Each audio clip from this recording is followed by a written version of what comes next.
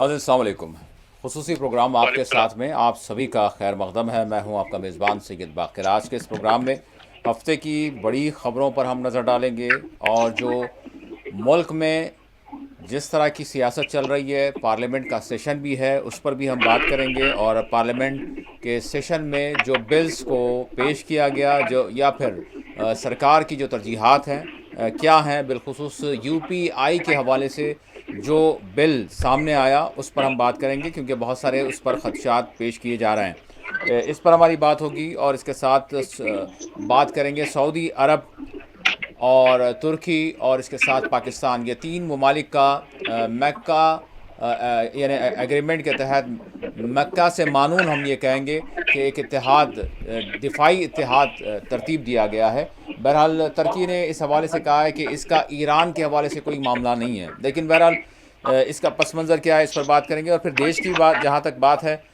देश में तिरंगा रैली कहें या फिर वंदे मातरम के हवाले से जो कानून साजी की गई, इसको लेकर बीजेपी की जानिब से जिस तरह का जहन बनाया जा रहा है और जिस तरह के प्रोग्राम्स किए जा रहे हैं, इस पर भी हम बात करेंगे। इसका भी पस मंज़र क्या है देखेंगे, क्योंकि इस वक्त मुल्क जिन हालात से गुज़र रहा है, एक जानिब सैलाबी सूरत हाल है, एक जानिब खुश्क साली है, बहुत सारे मसाइल हैं, पेट्रोल का मामला है और फिर नीट पेपर लीक का मामला, बहुत सारी चीज़ें हैं। लेकिन इस दरमियान तिरंगा रैली और फिर इसके साथ साथ वंदे मातरम, इस हवाले से भाजपा क्या कर रही है, इस पर भी हमारी नज़र होगी और इस पर हम बात करेंगे। और तेलंगाना में एसआईआर का अमल और इंदिरा इंदुलु स्कीम के हवाले से भी हमारी बात होगी।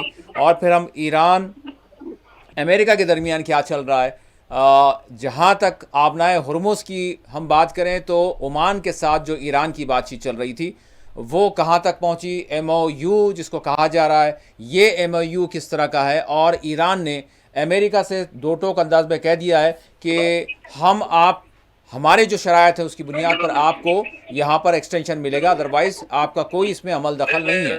और ईरान ने खुले तौर पर आबनाए हुर्मुज़ के हवाले से 6 शराइत ईरान के सामने रखी हैं, उस पर भी हम बात करेंगे। और इसके साथ साथ रूस और यूक्रेन का जो टकराव है, इस पर भी हमारी आज के इस प्रोग्राम में नज़र होगी। आपके सवालात प्रोग्राम में फ़ोन लाइन के ज़रिए हम शामिल करेंगे। मेरे साथ इस वक्त फ़ोन लाइन के ज़रिए ही एम ए माजिद साहब, सीनियर सहाफ़ी, सियासी तजियाकार, वो हमारे साथ जुड़े हुए हैं। बहरहाल अगर नेटवर्क का कोई प्रॉब्लम होता है तो ज़रूर जो है माजिद साहब से हम दोबारा राबिता करेंगे और उनसे जो है आपके सवालात उन तक पहुंचाएंगे और ज़रूर उसके जो है जवाब दिए जाएंगे। माजिद साहब अस्सलाम वालेकुम। हेलो। जी अस्सलाम वालेकुम। वालेकुम सलाम जी। जी माजिद साहब, हेलो। सबसे पहले हम ज़रूर जो है व्यूवर्स के कॉल शामिल करेंगे, लेकिन उससे पहले हम आगाज़ मैं करना चाहूँगा कि पार्लियामेंट के सेशन के हवाले से किस तरह से आप देख रहे हैं, बिलखुसूस यूपीआई के हवाले से, यूपीआई ट्रांजैक्शंस के हवाले से जो कानून मंजूर किया गया। जी माजिद साहब। जी बहुत बहुत शुक्रिया डॉक्टर साहब। बहुत शुक्रिया। दरअसल देखिए, मानसून पार्लियामेंट का मानसून सेशन अब थर्ड वीक में चले शुरू हो गया है और जी इन 3 हफ्तों में एक हफ्ता तो नीट पेपर और धर्मेंद्र प्रधान के रिजिग्नेशन की डिमांड के ऊपर चले गया। जी जी उसके बाद दूसरा हफ्ते में चंदा चोरी वगैरह ये वाकयात बीच में होते रह गए, काफी डिस्ट्रप्शन बहुत होता रहा। जी जी दूसरी बात यह है कि उस पे बहस अभी नहीं हुई, नीट पे भी बहस नहीं हुई, चंदा चोरी पे बहस नहीं हुई, लेकिन इस दौरान में सरकार ने अपने एजेंडे को आगे बढ़ा दिया है। जी और देखिए, गड़बड़ के दौरान वंदे मातरम के ऊपर कानून बनाया गया। वंदे मातरम को अगर कोई खड़े होकर नहीं पढ़ता है पूरी तरीके से, तो उसको 3 साल की सजा की बात की गई है। दूसरा, अभी जो आपने बात की है लास्ट ईयर की, लास्ट मंथ वीक की बात है, चूंकि अभी कल से फिर एक और वीक शुरू होने वाला है, तो इसमें यूपीआई और एफआरसीए के ये जो कवानीन बनाए गए, जहाँ तक यूपीआई का ताल्लुक है, यूपीआई का ताल्लुक हर आम आदमी से है, छोटे से छोटे, हत्ता के मैं देख रहा हूँ कि इवन बेगर्स भी अपने, चूंकि उनके आम लोगों के पास अब जो है चेंज नहीं हो रहा है, करेंसी तो नहीं हो रहा है, तो वो भी अब इसका इस्तेमाल करने लगे हैं। तो सरकार ने तो कानून बना दिया कि अब इसमें कुछ हम जो है सेस लेंगे, इस पर कुछ टैक्स लगा करेंगे, लेकिन कहा कि नहीं अभी कुछ नहीं करेंगे, हम कानून बना के रख देंगे। जब हमला ही नहीं करना है तो तलवार क्यों बना के तैयार रख रहे हैं, जब किसी पे लड़ना ही नहीं। बताने का मकसद ये है कि अब ये तलवार लटकेगी कि ये तलवार कब किस पे कैसे गिरेगी, ये अब जब आफ्टर मार्क होगा, यानी आप आगे की बात होगी। दूसरा FRCA का हुक्म है, ठीक है, FRCA का ताल्लुक आम आदमी से नहीं है, वो उन इंस्टीट्यूशन से है जो इंटरनेशनल चैरिटी के ऊपर या दीगर तरगीबात के ऊपर है कि ये आप अपना काम चलाती है, वो भी कानूनी तौर पे यूनाइटेड नेशन के कन्वेंशन के मुताबिक, लेकिन उसको भी अब ये कर गया। लेकिन इसमें जो वो ऑर्गेनाइजेशन है जो जिनको सनातनी कहते हैं आप, उनके बारे में क्या है? अभी देखिए RSS कर्नाटक में हूँ मैं, कर्नाटक का जो मामला चल रहा है, RSS क्यों रजिस्टर्ड ऑर्गेनाइजेशन क्यों नहीं है? विदाउट रजिस्टर्ड के पूरे सरकार का रिमोट कंट्रोल इसके हाथ में आ गया है। तो अब ये इनको तो छूट रहेगी, विश्व हिंदू परिषद तो छूट रहेगी, बजरंग को छूट रहेगी, दीगर सनातनी तंजीमों का जिसका जिक्र करते हैं इनको तो छूट रहेगी। लेकिन अब ये पहले तो मुस्लिम ऑर्गेनाइजेशंस वगैरह पे तो आप इस तरीके से FRCA का मामला चलेगा। अब ये क्रिश्चियन यूनिवर्सिटी, जैसा कि मैं कल आपसे जिक्र कर रहा था कि मदर तेरेसा जो बहुत बड़ा काम, ऐसे कई इंस्टीट्यूशन है, तो मदर तेरेसा का तो मैं नाम दिया हूँ, ऑस्ट्रेलियन के है, नॉर्वेन के है, कैनेडियन के हैं, ब्रिटिश के हैं, अमेरिकन के जो चैरिटी के वर्क है। अब ये कहना कि भाई इसके जरिए ये जो है कन्वर्शन करता है, कन्वर्शन के कानून आपने आज 6-7 रियासतों में बना दिए, सख्त सजाएं, जबकि कॉन्स्टिट्यूशन के खिलाफ है वो भी। लेकिन अब ये दोहरा मियाद हुकूमत अपने एजेंडों को, जबकि आप अभी बारिश का जिक्र कर रहे थे, बारिश और सैलाब से 9 रियासतें पूरी तरीके से मुतासिर है, उसमें एक बात नहीं हुई। दूसरा बेरोजगारी, मैं ये कहता हूँ नाना के हैदराबाद में रोजगार के काफी मौके मिल रहे हैं। हैदराबाद में 114-15 ड्राइवर की ज्यादा कल जो है आज भी हुई, तकरीबन 9 या 10 हजार के करीब बच्चे आज ड्राइवर की जॉब के लिए आके, यानी उसका अंदाजा लगाइए आप, इतनी बेरोजगारी लग गई है, इतनी बेरोजगारी लग गई है। और AI आने से कई जो है हाई प्रोफाइल सॉफ्टवेयर इंजीनियर्स वगैरह उनको भी बड़ा मुश्किल हो रहा है। तो ऐसी सिचुएशन में हम आगे क्या करना चाहिए? और जबकि अभी गल्फ का भी जिक्र किया आपने, गल्फ के हालात की वजह से जो हमको एनर्जी के जो प्रॉब्लम्स होंगे, एनर्जी के प्रॉब्लम्स के बारे में हम क्या, हमारी राय होगी। और एक आपने अभी जिक्र किया डिफेंस टैक्स का, जो है इसके ऊपर हमारी जो डिफेंस पॉलिसी क्या होगी, हमारी फॉरेन पॉलिसी क्या होगी, इस पर जो डिस्कशन नहीं होगा। अब ये होगा ठंडा रैली निकालेंगे, वंदे मातरम करेंगे, ये करेंगे, इस तरीके का ये सरकार जो है जिस तरीके से इश्यूज को साइडलाइन कर रही है। यकीन पहले कॉलर माई साहब हमारे साथ इस वक्त गालिबन जुड़ चुके हैं, उनका कॉल ले लेते हैं कि वो क्या उनका सवाल है। अस्सलाम वालेकुम। वालेकुम सलाम, मोहम्मद मोइनुद्दीन छावनी नादिर बेग से। जी मोइनुद्दीन साहब, सवाल जजेस का जो भी सवाल यह है कि जजेस का जो भी फैसला होता है वो हर हाल में आवाम को मानना ही पड़ता है, चाहे आपको फेवर में हो या ना हो। इस तरह तहलका के एडिटर तरुण तेजपाल को सेशन कोर्ट ने से बरी किया, लेकिन हाई कोर्ट ने इन्हें 10 साल की सजा और 5 लाख रुपए जुर्माना किया। जो नामवर लोग होते हैं उन्हें जुर्माना ज्यादा से ज्यादा किया जाता है। इन्हें जिनसी जुर्म पहले साबित नहीं हुआ, लेकिन हाईकोर्ट ने जुर्म के बारे में सजा मुकर्रर कर दी। आखिर में तरुण तेजपाल ने कहा है कि मैं भी शर्जील इमाम और उमर खालिद के जराए सियासी मजलूम हूँ। इसमें आपके क्या ख्यालात है? बदला तो आपके बहुत बहुत मेहरबानी। जी भाई साहब, गालिबन आपने सवाल रिपीट, उतना सवाल मेरे को क्लियरिटी जजेस के जो फैसले सामने आते हैं उस हवाले से मोइनुद्दीन साहब ने सवाल किया और तरुण तेजपाल का भी जो है हवाला दिया उन्होंने। जी भाई साहब, देखिए सवाल बड़ा अच्छा है, क्योंकि हम जब अभी मानसून सेशन का जिक्र कर रहे थे, एक और कानून भी मंजूर हुआ है जी जी कि जजेस, सुप्रीम कोर्ट के जजेस जो है वो 34 उनकी है, उसमें अब इजाफा 4 का इजाफा करके 38 कर दिया गया। जी जी तो मैं इसके डिबेट देख रहा था, डिबेट में की अपोजिशन ने कहा कि भाई जजेस की तादाद बढ़ाने से ठीक है, एक अच्छी चीज जरूर है, लेकिन कौन से जजेस को आप ले रहे हैं?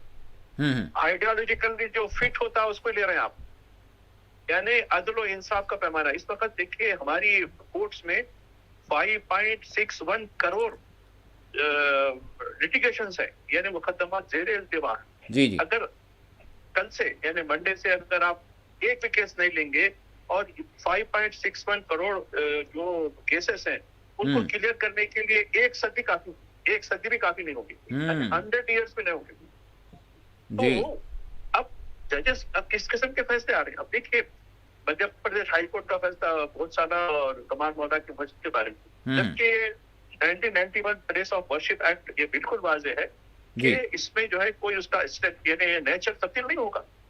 लेकिन चंद्रचूड़ साहब ने क्या किया था, ये संबल के उसमें जो है नहीं वो ठीक है तब्दील नहीं होगा, लेकिन सर्वे करने में क्या है जी, यानी एक शोशा ये पूरी तरीके से ये जजेस को, अब आप जजेस का कानून क्यों बदले, जजेस के अपॉइंटमेंट का कानून, इलेक्शन कमीशन का कानून, आप इसमें जो है जो जुडिशरी के इलेक्टोरल कॉलेज होता है उसमें किस तरीके की जो है दखल अंदाजी हो रही, और जो कॉलेजियम जो होता है, कॉलेजियम जो रिकमेंड करता है वो सारे के सारे रिकमेंड कबूल करते हैं नहीं, अपनी पसंद के लोगों को देते, बाहर के लोगों को डाल देके रखते थे नीचे। तो जहां भी जिस तबके में, जिस कौम में, जिस मुल्क में, जिस इलाके में अदल और इंसाफ के पैमाने बदल जाते हैं वो तनज़्ज़ुल की अलामत होगी। यकीनन। एक और कॉलर हमारे साथ जुड़ चुके हैं। अस्सलाम वालेकुम। अस्सलाम वालेकुम। लाइन ड्रॉप होगी, मैं चाहूँगा कि कॉलर दोबारा रब्ता कर सकते हैं। माजिद साहब, मैं आपसे जानना चाहूँगा, जिस तरह से आपने अभी कहा कि क्या कुछ मसाइल नहीं हैं, लेकिन फ़िलहाल देखें भाजपा की जानिब से यानी तिरंगा रैलियाँ, ठीक है, किसको जो है तिरंगे से लगाव नहीं होगा जो भी हिंदुस्तानी है, लेकिन यहाँ पर रैलियाँ और फिर इसके साथ साथ वंदे मातरम के हवाले से मतलब क्या मैसेज देने की कोशिश भाजपा कर रही है?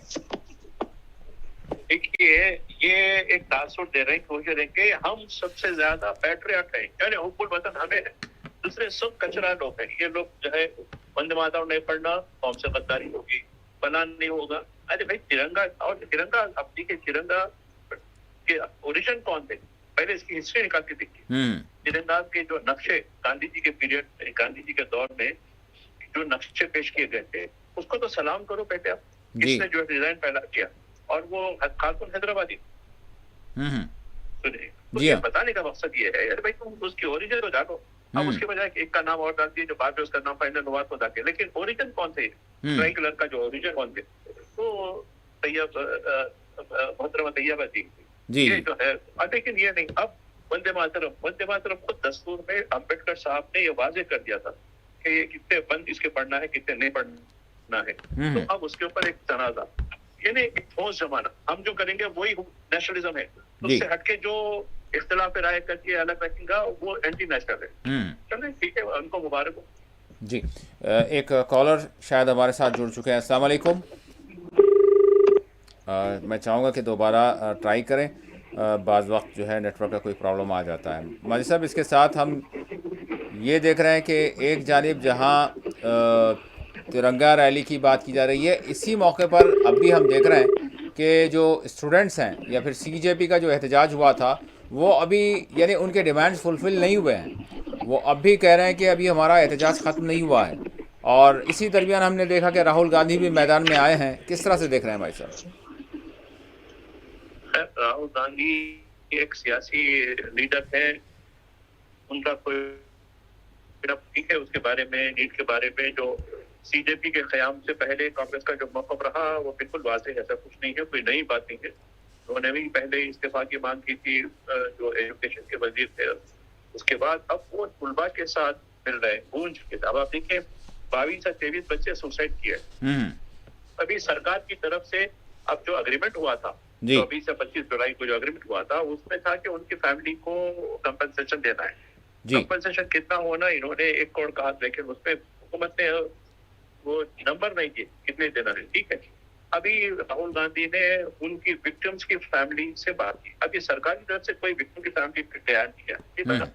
दूसरा केसेस के बारे में, अब आप देखिए कितने केसेस कहा। अभी एक 15 साल लड़की जो है कुछ कमेंट करी, ठीक है भाई, दादा ने अभी आम माफी का ऐलान भी करे साहब, जैसे कि बड़े दयालु हैं, माफी का भी ऐलान करे। तो अब ये बच्चों से, अब देखिए मैं गुज़िश्ता दिन देख रहा था महाराष्ट्र में मोहन भागवत साहब की जो है एक रैली थी। अब रैली में वो बच्चों के बारे में इतना फेवरेबल, इतना ये हमारी है, ये नस्ल है हमारी, पनाह होना चाहिए, ऐसा है, उनको सही दिशा में देखनी चाहिए, बल्कि उन्होंने इस हद तक आगे बढ़ गए कि जो लेस्बियन और ये केस होते हैं, ये इनको भी जो है लिव इन रिलेशन में रहने की इजाजत हो जाएगी। अरे तुम्हारी फिलॉसफी किधर थी भाई? तुम अपने उनके जो छोटू मोटू रहते, वो पना जो है डे हो, ये डे हो, बच्चे जो है चमन पार्कों में जाके जो है कुछ एक दूसरे को वक्त गुजारते हैं, तो वहां जाके ये लोग कुछ दंगे फसाद करते हैं, मॉरल पोलिसिंग करते हैं। तो मोहन भगवत साहब जो है बेचारे, अब ये कैसे तब्दील हो गए? तुम बच्चों को रुझाने की क्यों कोशिश की? और एक जो है मंडी की जो है रुकने पार्लियामेंट साहिबा है, वो तो गटर बोलते थे, अब जाके उनको गटर जाके वो बहुत रिफाइंड बेहतरीन है, ये हमारा है, ये तरीके की जो है बात है। मैं समझता हूँ कि ये अब बच्चों को, क्योंकि अब देखिए बच्चों ने एक बहुत बड़ा काम किया, अपोजिशन से भी होने वाला काम नहीं है। बच्चों ने लोगों में कहा खौफ निकाल दिया, तुम खुल के बोलो, अपनी बात को आगे रखो और डरने की जरूरत नहीं। वो डर जो खौफ 12 साल से लोगों के जहनों में छाया हुआ था और वो तासुब जो लोगों के जहनों में छाया था, वो दो चीजें उन्होंने निकाली। वो बहुत बड़ा कारनामा है। वो आगे चल के रहेगा नहीं रहेगा, क्योंकि जिस तरीके से सरकार इसको जो है पूरी तरीके से इसको पस मंजर में लाने की कोशिश कर रही है, उसमें कामयाब होगी नहीं होगी, वो हालात पर निर्भर होगा। यकीनन। एक कॉलर हमारे साथ जुड़ चुके हैं। अस्सलाम वालेकुम।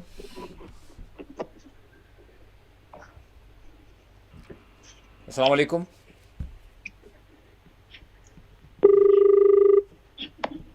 मैं चाहूँगा कि दोबारा जो है ट्राई करें। माजिद साहब, इसके साथ जो अभी जो यानी तेलंगाना में SIR की बात, क्योंकि बहुत सारे लोगों के सवालात उससे जुड़े होते हैं, 10 तारीख जो कल है, अभी तक का जो अमल रहा, मैं आपसे जानना चाहूँगा कि किस कदर जो है इत्मीनान बख्श है लोगों की तरफ से भी और हुक्काम की तरफ से भी। नहीं, ये यहाँ बात मैं बताना चाहता हूँ, मैं हमारे नाजरीन से भी कहूँगा। जी। आज जो है अभी बैरिस्टर ओवैसी का एक मकतूब यानी ट्वीट जो होता है वो देख रहा था मैं जी। उसपे उन्होंने इलेक्शन कमीशन को एक मैसेज भिजाया कि कई मुकामात पर BLOs गायब हैं आज। अरे भाई क्यों है, फोन नंबर नहीं लग रहा, फोन बंद करके रख दिया, क्यों नहीं, आज संडे है यहाँ पे। अरे ये तुम क्या संडे वनडे इलेक्शन का संडे नहीं होता आपका, संडे नहीं करे कभी इलेक्शन। यानी ये अब जबकि एक दिन रह गया, तो ये गलत तरीका है। और माजिद साहब, कल का भी भरोसा नहीं है, कल भी क्योंकि जुलूस वगैरह हैदराबाद में यानी बोनालू का। तो ये आप किस तरह से आ रहे इत्मीनान बख्श नहीं है ये सूरत। अब देखिए ठीक है, अवाम की तरफ से कायली हो रही होंगी, तो सियासी जमातें, जहरकार लोग और जो भी धर्म दीन के लोग जो भी मेहनत कर रहे हैं अपनी जगह, लेकिन सरकार की तरफ से, इलेक्शन कमीशन की तरफ से ये छूट क्यों, इसकी कोई पकड़बंदी है? अब देखिए कई लोगों ने मैसेज दिया कि भाई उसका फोन बन आ रहा है। अरे क्यों, तो नहीं आज छुट्टी है, बात करें तो कई की छुट्टी है तुम्हारी, छुट्टी किस बात? क्या तुमको इलेक्शन कमीशन ने कह दिया कि भाई आज जो है, जबकि सेकंड लास्ट डे है आज। जी। तो ये मैं समझता हूँ, खैर मैं ये तो अब क्योंकि आज इतवार होने से कई लोगों को वीकली छुट्टी देती, वो अपने तरीके से वो दे देते। अब कल से उनको वर्किंग डे होगा, अब वो अपने काम पे चले जाएंगे। तो ये कहीं ना कहीं आप लोगों में ये जहन है, जबकि जो है बीजेपी वो अपना ने कहा कि जो है MIM कांग्रेस BRS पे और कि नहीं ये लोगों को रुझाने के लिए कैंप लगा रहे हैं, फना कर रहे हैं। अरे तुम क्या कर रहे हैं? तुम तो अब फार्म 7 की तैयारी कर रहे हैं, कितने डिलीट कराना है। और ये देखिए ये सब अब ये हुकूमत है उनकी। अपने लोग जो इंडियन सिटीजन है उनको जो है यहाँ से सिस्टम से मुश्तबा जो है सस्पेक्टेड सिटीजन नोटिस आसाम में कल भी मैं जिक्र कर रहा था उस बात का आपको। जी। तो वो कैटेगरी में लाना चाहते हैं तो। जी, एक कॉलर शायद जुड़ चुके हैं। अस्सलाम वालेकुम।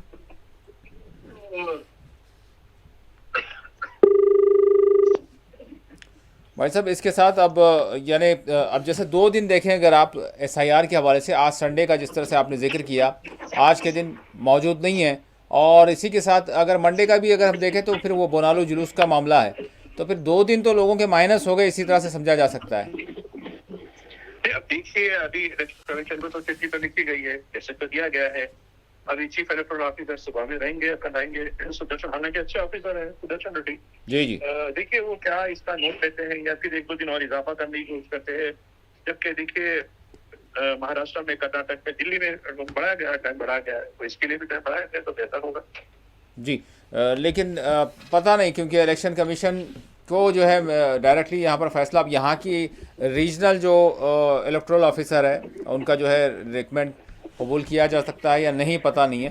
लेकिन माई साहब, इसके साथ मैं जानना चाहूँगा कि जो लोगों की तरफ से जो पेशरफ्त हुई है, लोगों ने जो हिस्सा लिया है, उस एतबार से क्या कोई फिगर आया? जैसा गुज़िश्ता रोज़ प्रोग्राम में भी मैंने आपसे सवाल किया था। नहीं, देखिए फिगर मैं जो मेरे को जो मालूमात होती है वो इलेक्शन कमीशन की दी गई मालूमात पर मबनी होती है। जी जी मैं अपने खुद से अंदाजे से नहीं लगा सकता।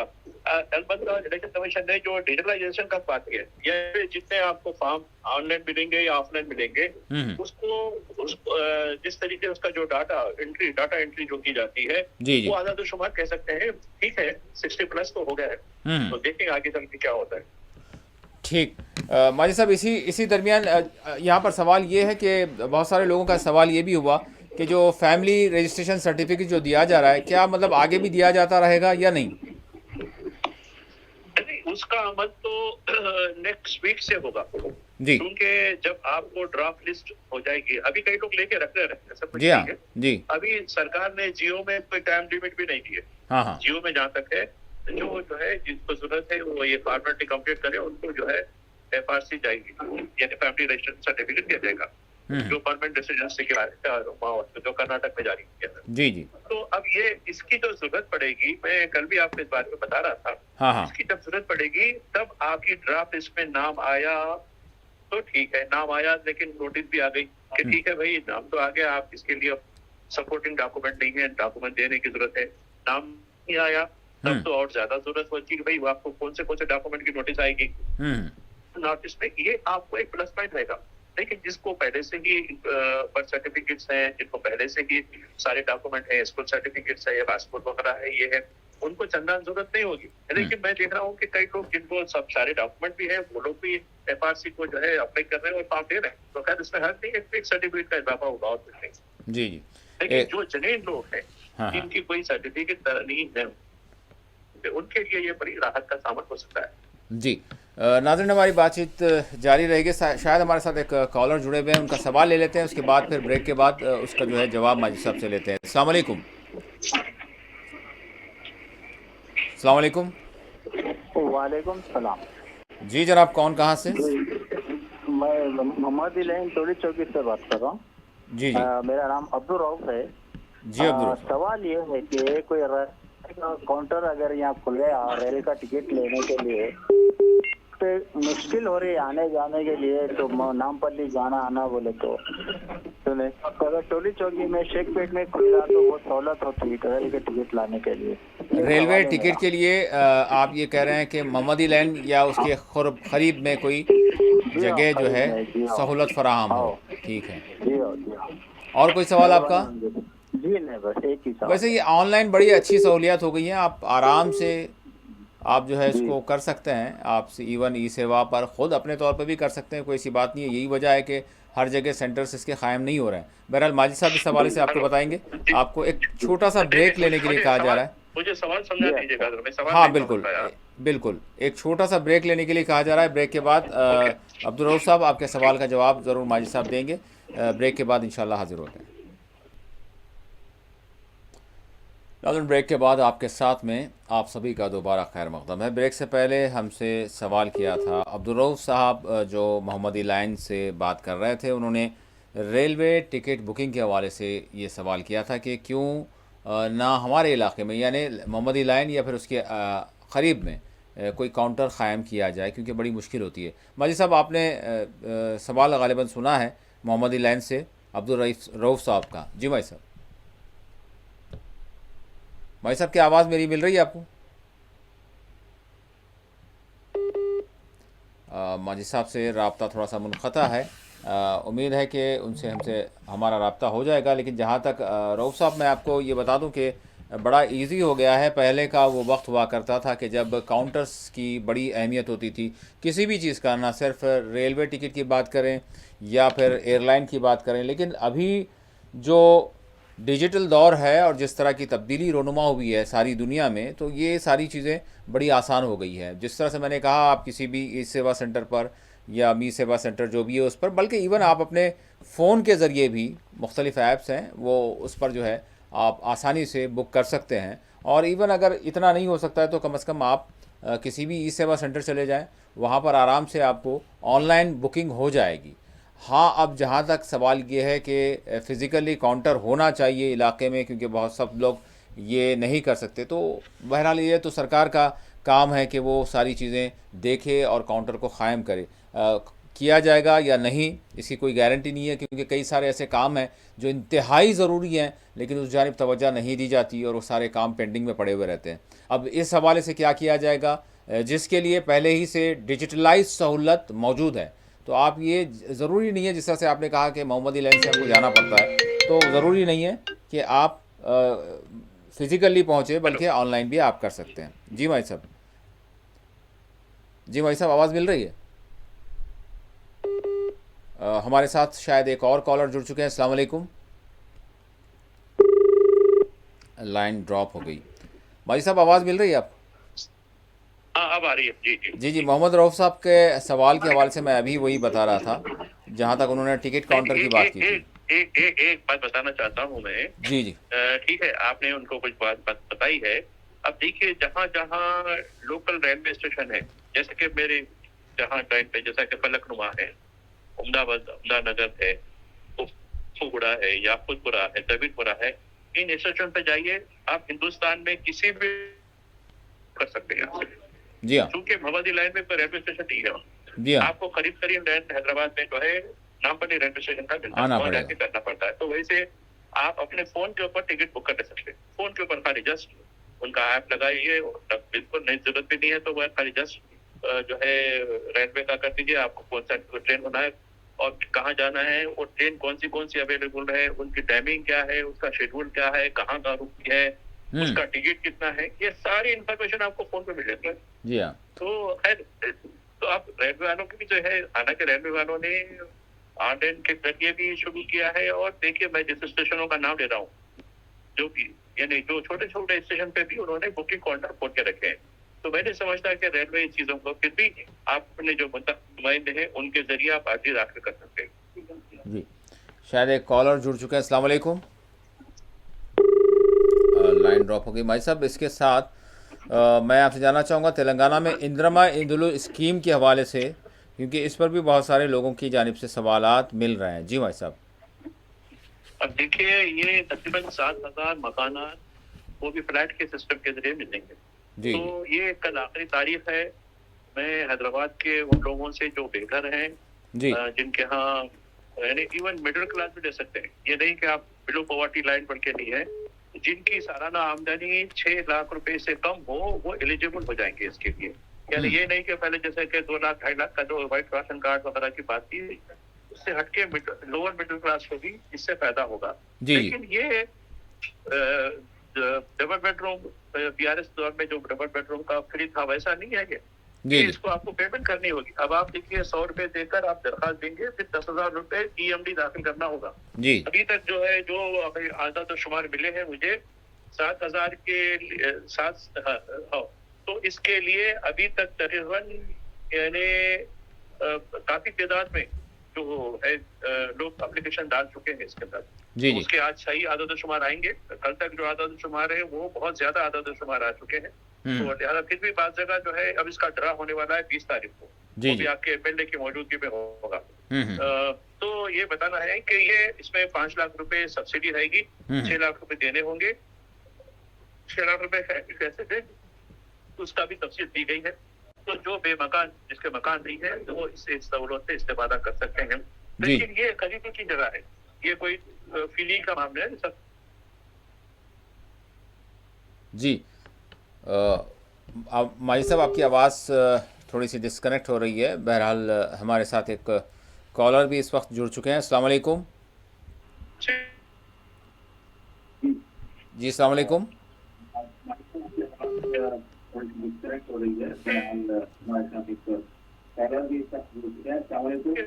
हेलो, सलाम। वालेकुम सलाम। जी, कौन कहाँ से? ये मेहदीपुरम से बात कर रही थी मैं। जी जी, सवाल कीजिए। मेहदीपुरम से बात कर रही थी मैं। जी, सवाल कीजिए। वाजिद साहब से जरा बोलना था, वो EHS कार्ड का बारे में पूछना है। EHS का कार्ड है मेरे पास। जी जी, वो चलता है क्या बोल के पूछना था। 5 बात नहीं, नया निकला ना, वो बनाना पड़ता। EHS का कार्ड, एम्प्लॉयज हेल्थ स्कीम की बात बोल रही हैं आप? तो आप किस चीज़? Health card. हाँ जी, नहीं, आपने इससे पहले भी किया था। आप वो फैमिली रजिस्ट्रेशन सर्टिफिकेट की बात कर रही हैं क्या? उससे उसका बिल्कुल कोई जी ताल्लुक नहीं है। जी। नहीं, किस चीज़ के लिए चाहिए आपको? मतलब ईएचएस का कार्ड अगर आपके पास है तो वो आपकी हेल्थ से वहीं पे मुताल्लिक है। गवर्नमेंट एम्प्लॉयज़ जो चलता भी हो। हैं उनके पास ईएचएस का कार्ड होता है। अब आप क्या पूछना चाह रही हैं, ये सवाल कीजिए बहुत जी। से पूछ- वही चल सकता क्या, वो सब कुछ है। किस चीज़ के लिए चल नया सकता? निकाले ना। किस चीज़ के लिए? हेल्थ कार्ड नया निकाले ना सब। नया कोई नहीं निकाले। नहीं निकाले, वही जी। चलेगा ना। नहीं, आप यानी हर दवाखाने में पैसा, हम पेंशनर है सब गवर्नमेंट के, जी जी। तो हमारे को दवाखानों में चलने के लिए। तो आपके पास अच्छा ईएचएस ठीक कार्ड है। है तो वही चलेगा। अच्छा ठीक है। जी हाँ, जी हाँ। जी भाई साहब, सवाल बहरहाल ये था, मेहदीपट्टनम से है और ईएचएस कार्ड के हवाले से सवाल इससे पहले भी उन्होंने किया था। तो जहाँ तक मेरे इल्म में है कि ईएचएस के कार्ड में क्या कोई मतलब रिन्यूअल की बात है या फिर कुछ चेंज हुआ है? क्योंकि इस हवाले से एक सवाल ये भी है कि जेएचएस कार्ड जो है उसमें यानी सारे ट्रीटमेंट जो इब्तदाई होता है उसके बाद अप्रूवल के लिए जब फाइल भेजी जा रही है तो जेएचएस वालों को अप्रूवल नहीं मिल रहा है। मतलब कई दिन हो गए, कई सारे मरीज़ हैं, उनकी भी इतलात खुद जर्नलिस्ट की मैं बात कर रहा हूँ। ईएचएस के हवाले से भी ये सवाल आ रहा है, तो क्या कुछ इसमें तब्दीली रोनुमा हुई है माजी साहब? जी माजी साहब, मेरी आवाज़ मिल रही है आपको?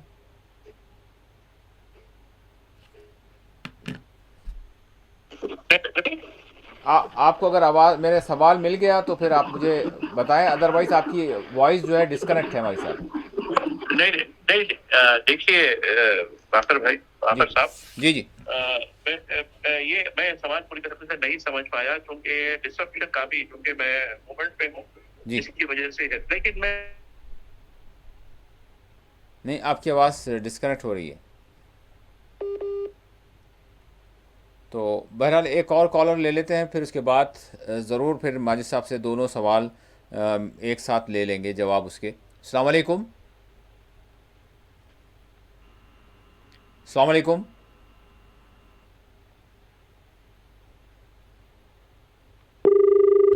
लाइन ड्रॉप हो गई। बहरहाल जी, माई साहब मिल रही है आवाज़? माई साहब से जो है आवाज़ डिस्कनेक्ट हो गया। इंशाल्लाह उनसे रब्ता करेंगे। लेकिन जहाँ तक ईएचएस और जेएचएस की बात है, एम्प्लॉयज़ हेल्थ स्कीम और जर्नलिस्ट हेल्थ स्कीम, एम्प्लॉयज़ और जर्नलिस्ट, इसमें अगर हम देखें तो कुछ शिकायत मिल रही हैं। अब सवाल यहाँ पर ये है कि क्या कोई नए कार्ड्स जारी किए गए हैं? बात ये है। जी माजिद साहब, अगर आपने सवाल नहीं सुना तो फिर मैं उसको रिपीट शॉर्ट में रिपीट कर दूं। जी माजिद साहब, सवाल ये है कि इससे पहले भी मोहतरमा ने मेहदीपट्टनम से फ़ोन किया था, ईएचएस कार्ड उनके पास है, लेकिन उन्होंने ये सवाल किया है कि क्या इसमें कोई तब्दीली रोनुमा हुई है, क्योंकि जेएचएस वालों का भी सवाल है जो जर्नलिस्ट हैं, और ईएचएस वालों की तरफ से भी सवाल ये मिल रहा है कि क्या कुछ तब्दीलियाँ रोनुमा हुई हैं, क्योंकि बाज़ अप्रूवल्स नहीं हो रहे हैं माजिद साहब। यानी पेशेंट्स उन्होंने सारी अपनी फ़ाइल यानी अपलोड कर दी, उसको जहाँ सेंड करना था हॉस्पिटल के ज़रिए सेंड हो गया, सारे जो फॉर्मेलिटीज़ थे, लेकिन अप्रूवल नहीं मिल रहा है। ये जेएचएस वालों की शिकायत है। और ईएचएस वाले का सवाल ये है कि क्या कोई तब्दीली की गई है या फिर वही पुराने जो है कार्ड चल रहे हैं? क्या मामला है भाई साहब? देखिए जी, जहाँ तक मेरी मालूमात है इसमें कोई तब्दीली नहीं हुई है जी। ये बिल्कुल उस तरीके से, अलबत्ता हॉस्पिटल्स के जो इंतजामिया है वो गवर्नमेंट से इनको काफी पैसे आने हैं। हाँ। उसकी वजह से ये लोग रुकावट कर रहे हैं कि अप्रूवल नहीं मिल पा रहा है, जिसकी वजह से अलबत्ता मैं उनसे कहूंगा कि आप निजाम इंस्टीट्यूट ऑफ मेडिकल साइंसेस में वहाँ इलाज करवा दें, वहाँ भी सुपर स्पेशलिटीज है, अच्छी है। और एक जो है टीम्स के नाम से डॉक्टर मरी चन्ना Reddy Telangana institute of medical sciences, जो अब सनत नगर में शायद तकरीबन तैयार भी हो चुका है, उसके नए डायरेक्टर का भी ऐलान किया जा चुका है। वो शायद 1 हफ्ता 2 हफ्ते में इसका काम हो जाएगा, क्योंकि कल ही यहाँ के जो सेहत के वजीर है दाऊद अब्बास नरसिम्हा, उन्होंने विजिट किया है पूरा इलाके का। तो यहाँ जो गवर्नमेंट के जो इशू करता जो भी कार्ड्स है, भाई साहब नाम बताइए उस हॉस्पिटल का नाम, आपने जो अभी तैयार हो रहा है उसका नाम? TIMS Telangana institute of medical sciences Sanath Nagar ji. ESI hospital है ना, उसके बिल्कुल अपोजिट में है। जी जी। तो यहाँ पर यानी ये जितने भी कार्ड्स हैं, चाहे वो ईएचएस हो चाहे जेएचएस हो या फिर इवन निम्स में और Nizam institute of medical sciences Punjab कोटे में। निम्स से तो ठीक है, हो जाता है, लेकिन लोग नाला होते हैं, बहुत सारे प्रॉब्लम्स कुछ ना कुछ वहाँ पर होते हैं। लेकिन ये जो कॉरपोरेट हॉस्पिटल्स में जो पहले इलाज हुआ करता था, अप्रूवल मिला करता था, वो नहीं मिल पा रहा है, ये अलबत्ता शिकायत मिल रही हैं। बहरहाल एक और कॉलर हमारे साथ जुड़ चुके हैं। अस्सलाम वालेकुम। अस्सलाम वालेकुम। जी सर, वो जी अस्सलाम वालेकुम सर। वालेकुम सलाम। जी जी सर, वो हमारे पास आके फोटो लेकर गए थे घर के लिए। जी घरों के लिए फोटो लेकर गए थे, आकर है ना देखे घर को। जी। फिर वो घर मिलेंगे क्या? डबल बेडरूम की बात बोल रही हैं आप? जी हाँ, डबल बेडरूम की। अच्छा, यानी आपकी इंक्वायरी हुई और फोटोज़ वगैरह और डिटेल्स वगैरह आपकी ले ली गई, लेकिन इसके बाद अपडेट नहीं हुआ कुछ भी?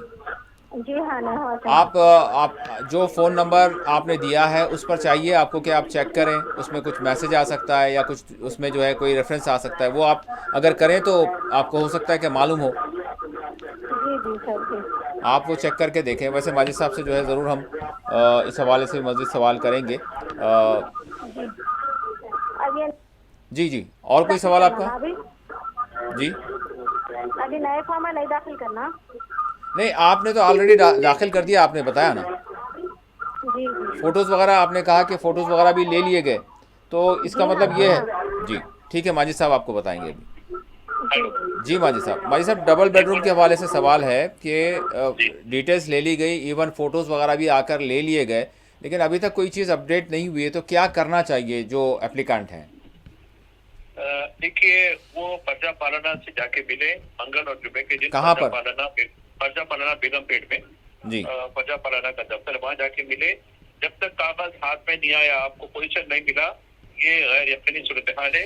ऐसे लोग इंदिरा इंटरव्यू के लिए जो कल आखिरी तारीख है, कल उनके लिए अप्लाई कर सकते हैं, मगर उसके लिए आपको पैसे देने होंगे। 100 रुपया जो है रजिस्ट्रेशन फीस के लिए, फिर 10,000 रुपया EMD के लिए देना होगा। उसके बाद ड्रा निकलेगा। ड्रा में जो है आपको एक मकान जो है जो सिंगल बेडरूम का रहेगा, लेकिन अच्छा रहेगा, 60 गज होता है, वो दिया जाएगा। अलबत्ता जहाँ तक डबल बेडरूम का है, जब तक आपको कागज और कब्जा नहीं मिलता, ये गैर यकीनी सूरत हाल है। वैसे बेशुमार लोगों की जो है वेरिफिकेशन हो चुकी है, अपडेट हो चुके हैं, लेकिन अभी जितनी वैकेंसी जितने खाली पड़े हुए हैं उनको देने की बात की जा रही है। हो सकता है ये महीने में देंगे। ठीक। एक और कॉलर जुड़ चुके हैं। अस्सलाम वालेकुम। अस्सलाम वालेकुम।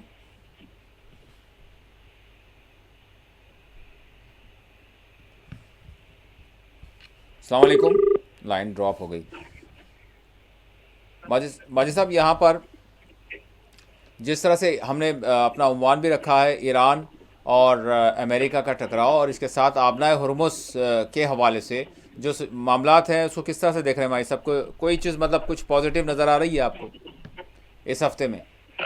देखिए, मैं हर दिन सुबह में आँख खोलता हूँ एक पॉजिटिव उम्मीद के साथ खोलता हूँ। जी जी मैं तो ये देखता हूँ कि दुनिया अमन के साथ जाएगी, जी। लेकिन अमन के दुश्मन है जो दुनिया को तबाह करके खुश होना चाहते हैं। तो जहाँ तक आबनाए हुर्मुस का ताल्लुक है, अब देखिए ईरान और ओमान ने माहिरा किया है। जी। अब ये दो कॉर्नर पे दो बड़े मुल्क हैं, एक नॉर्थ की तरफ है, एक साउथ की तरफ है। तो जी। ये दोनों ने अपनी अपनी जो मरीन कॉरिडोर है उसके लिए उन्होंने दिया। और बड़ी खुशी की बात ये दिख रही कि भाई इंडियन फ्लैग वाले जो पेरिस है, जो जहाज हैं, वो भी कुछ आसान चले। तो ये एक एहसान की बात हुई। ठीक है, चलिए, लेकिन अमेरिका का जो मौकफ है, अमेरिका और ईरान, ये दोनों भी एक ऐसा धूप छांव की तरह काम कर रहे हैं। अभी एक दिन एक होता है, कभी एक होता है। तो अभी खैर जहाँ तक मीडिएटर का सवाल है, मीडिएटर में पाकिस्तान और कतर है, ये बराबर अपना जो है जुड़े हुए हैं, और उम्मीद ये रखी जा रही है कि कहीं ना कहीं इसका मुस्तकिल हल निकलेगा, और ओमान और ईरान के दरमियान जो कुछ मामला हुआ है वो अमेरिका को उसकी सारी तफसील दे दी गई। तो इस तरीके से ये उम्मीद की जा रही है। और एक जहाँ तक है आबनाए हुर्मुस में जो ट्रैफिक है वो क्लियर हो रही है, उसमें कोई रुकावट नहीं है, और ना ही कोई ऐसी माइंस वगैरह जो ब्लास्ट हुई है जिसकी वजह से कुछ मामला जो है खटाई में पड़ सकता है। वैसा तो नहीं हुआ है कुछ का 2 दिन। जी जी। एक कॉलर जुड़ चुके हैं। अस्सलाम वालेकुम।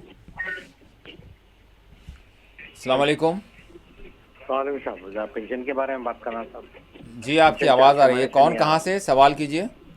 ये मेहदीपट्टनम से। जी, मेहदीपट्टनम से। जी, सवाल आपका? जी साहब, वो पेंशन जो 2016 आता था नहीं आ रहा है। अच्छा, पेंशन मैडम से साहब पेंशन पूछ रहे हैं आप जो 4-6 महीने से पेंशन नहीं आ रहा था 2016।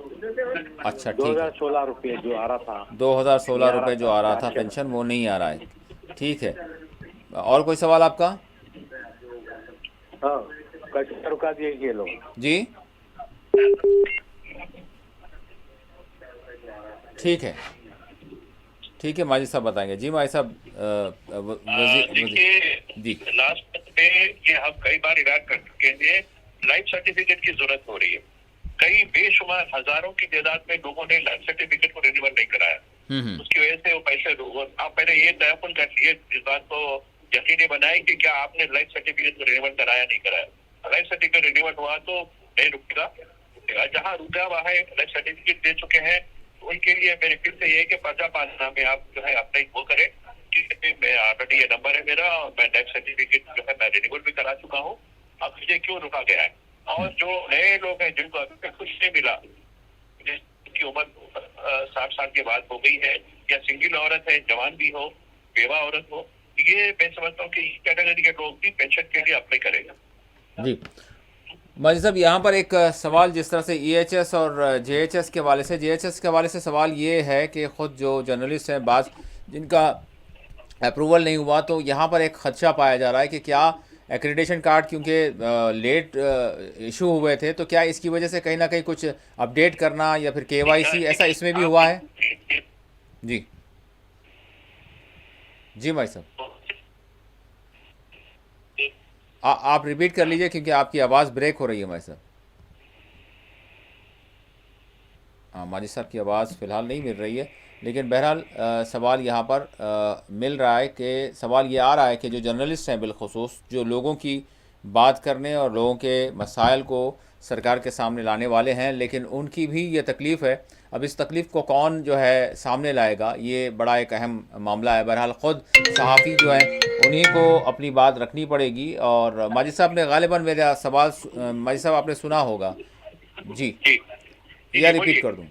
जी, JHS के हवाले से सवाल ये था कि ख़ुद बहुत सारे जर्नलिस्ट, ये उनका कहना है कि अप्रूवल उनका लेट हो रहा है, तो क्या इसमें जो क्योंकि एक्रेडिटेशन कार्ड्स मिलने में देर हुई थी, तो क्या इसका कुछ उससे कोई ताल्लुक़ है कि उसमें कुछ अपडेट करवाया जाए या फिर KYC ऐसी कोई बात है? क्योंकि बड़ी खामोशी से हमारे सरकारी काम होते हैं, बाद में पता चलता है कि भाई इसमें आपको ये करना होगा, इस वजह से ये नहीं हो रहा है। तो ऐसी कोई बात है हेल्थ कार्ड के हवाले से?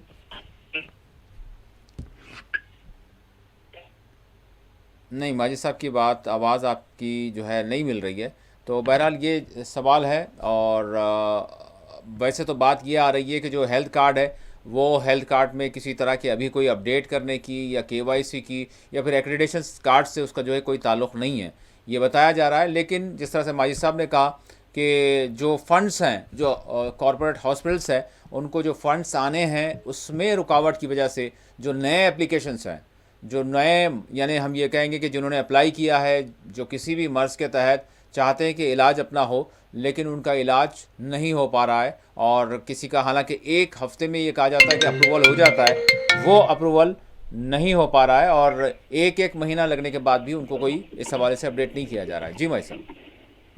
नहीं, ये आपके सवाल क्योंकि ब्रेक हुआ था। जी माजिद साहब, सवाल ये है कि जो हेल्थ कार्ड है जर्नलिस्ट का, JHS, आप देखिए, जिसके पास नए ऑपरेशन कार्ड हो वो इंफॉर्मेशन डिपार्टमेंट के पास जाए, वो एक लिंक रहेगा, वो लिंक आपको फराहम करेंगे, उसके जरिए आप जो है हेल्थ की सहूलतें ले सकते हैं। नहीं माजिद साहब, बात ये है, देखें ऑलरेडी जो पहले ही से सीनियर जर्नलिस्ट है, जिनके पास ऑलरेडी यानी हेल्थ कार्ड पहले ही से है, मैं उनकी बात पूछ रहा हूँ। ठीक है, जो नए बिल्कुल जिनको पहले ही बार मिला वो नया कार्ड ले लेंगे हेल्थ कार्ड, लेकिन जिनका पहले ही से 8 साल पुराना, 10 साल पुराना है, पहले है, सही है, आपका कार्ड रिन्यू हुआ नहीं हुआ, कार्ड ये भी तो मालूम करना है ना। आपका कार्ड रिन्यू हुआ तो नहीं, कार्ड हुआ रिन्यू हुआ तो वो रिसीव नहीं रहेगी आपको। नहीं, कंफ्यूजन है माजिद साहब। बात ये है कि हेल्थ कार्ड नहीं, मेरी बात सुनिए, ऐसे कई लोग हैं जो 40 साल से ऑपरेशन कार्ड रखते हैं जी, लेकिन इस मरतबा कई एक वजह की वजह से वो कार्ड से महरूम कर दिए गए। उनको कार्ड हेल्थ सर्विस कैसे मिलेगी उनको? जिनके कार्ड रिन्यू हुए हैं या जिनको नए कार्ड दिए गए हैं वो एलिजिबल हैं। जी, ठीक है माई साहब। ठीक है, क्लियरिटी है ना? और थोड़ा सा कन्फ्यूजन ये है कि ठीक है, बहुत नहीं, पुराने ऐसा ये करेंगे इस नहीं, इसके जो है मैं समझता हूँ कि काफी लैंड डिस्टर्ब हो रही है ट्रेन में जाने की वजह से। जी तो मैं समझता हूँ कि जो है आप इसके बारे में अपन जो है कोई और दिन या फिर किसके या इसके प्रोग्राम रखिए आपके डिबेट में इसके बात जी करेंगे कभी। ठीक। एक कॉलर हमारे साथ और शायद जुड़ चुके हैं। अस्सलाम वालेकुम। अस्सलाम वालेकुम। अस्सलाम वालेकुम।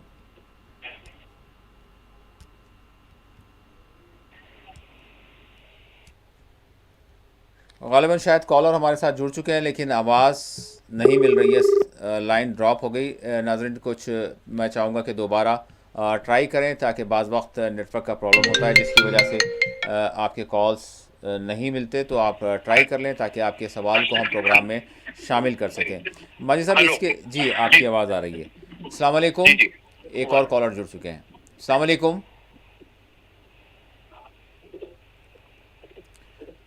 अस्सलाम वालेकुम। आ रही है आवाज़, आ रही है, सवाल कीजिए। जी वो रविंद्र रेड्डी साहब गैस दे रहे बोले फ्री, तो यूनिट फ्री दे रहे बोल के बोल रहे न्यूज में हर जगह, अभी भी दे रहे बोले। हमारे तो कुछ भी नहीं आ रहा ना सब, ऐसा फिर पेंशन है, राइट वाइट कार्ड है हमारा। जी कहाँ से बोल रहे हैं आप?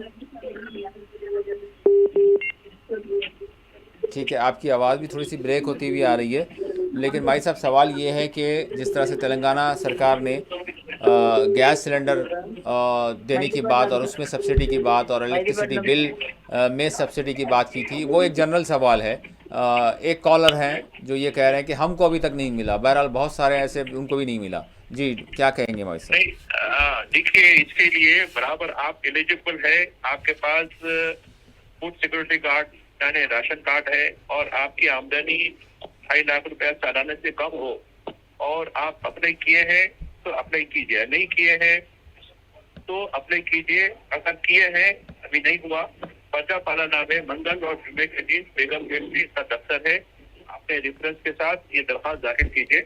ये स्कीम उन तमाम एलिजिबल लोगों के लिए है जो बिलो पॉवर्टी लाइन रहती है। 500 रुपीज गैस सब्सिडी आ रही है, 200 यूनिट तक इलेक्ट्रिसिटी फ्री आ रही है और बेशुमार लोग इसे इस्तेमाल कर रहे हैं, सर नहीं है, लेकिन इसके बावजूद कई एक ब्यूरोक्रेटिकल या कई मिस्टेक की वजह से या की वजह से जो हो रहा है। अब आप देखिए इसमें जो है आपको डाटा दिए गए हैं, पहले वो भी देख लीजिए। आप डाटा से आप जो है एलिजिबल होते हैं नहीं होते हैं वो भी देख लीजिए, लेकिन पता। जी ठीक। मैं सब आखिरी सवाल करूंगा। हमने रूस और यूक्रेन के हवाले से बात की थी, क्या आपको लग रहा है किस तरह की सिचुएशन है और क्या हालात हैं? जी मैं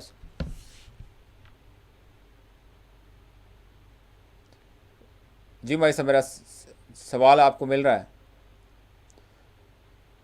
नाज़रीन, बहरहाल माजी साहब से रब्ता अगर हो जाए तो ज़रूर हम उनसे जान लेंगे, लेकिन जिस तरह के हालात यानी हम देख रहे हैं। जी भाई साहब, मेरी आवाज़ मिल रही है आप? हाँ मिल रही है। आखिरी सवाल रूस और यूक्रेन की सूरत हाल के हवाले से, टकराव के हवाले से।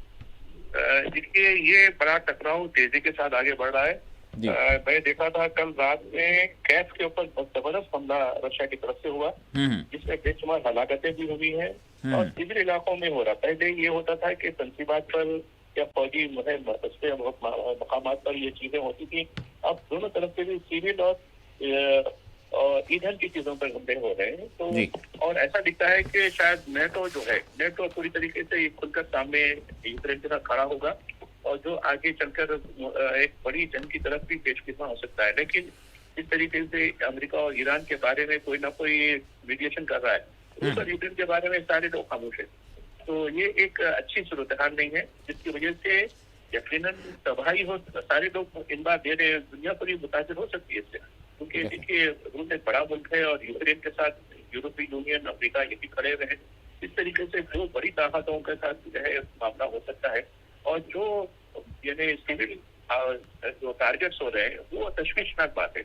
जब तक हम गजा में या मजलिस में सुनते थे सिविल, वो तो कॉमन बात है वहाँ पर, लेकिन यहाँ भी जो सिविल जो टारगेट्स हो रहे हैं वो एक अच्छी बात नहीं। यकीन। बहुत बहुत शुक्रिया भाई साहब, आपने वक्त दिया। बहुत शुक्रिया नाज़रीन। बहरहाल ये सारी सिचुएशन है, सूरत हाल जिस तरह की नज़र आ रही है। अगर रूस और यूक्रेन की, जिस तरह से माई साहब ने कहा कि अगर ये टकराव बढ़ता है और नेटो इसमें शामिल हो जाता है तो इसका मतलब ये होगा कि सारा यूरोप और फिर इसमें अमेरिका रास्त तौर पर, वैसे बिलवास्ता तौर पर ये तो अभी शामिल हैं ही, लेकिन अगर आ जाते हैं तो फिर इधर से रूस के जो अलाइज़ हैं वो भी मैदान में आ जाएंगे और फिर ये एक वाक़यतन अमलन बड़ी आलमी जंग बन सकती है। बहरहाल देखना ये होगा कि क्या ये जो शरपसंद ताकतें हैं जो दुनिया में अमन नहीं देखना चाहते, इनको अमन पसंद जो यानी ताकतें हैं वो रोक पाएंगी या नहीं रोक पाएंगी, ये शायद चंद दिनों में पता चल जाएगा। इसी के साथ खुसूसी प्रोग्राम आपके साथ यहीं अख्तिताम पजीर होता है। अल्लाह हाफ़िज़।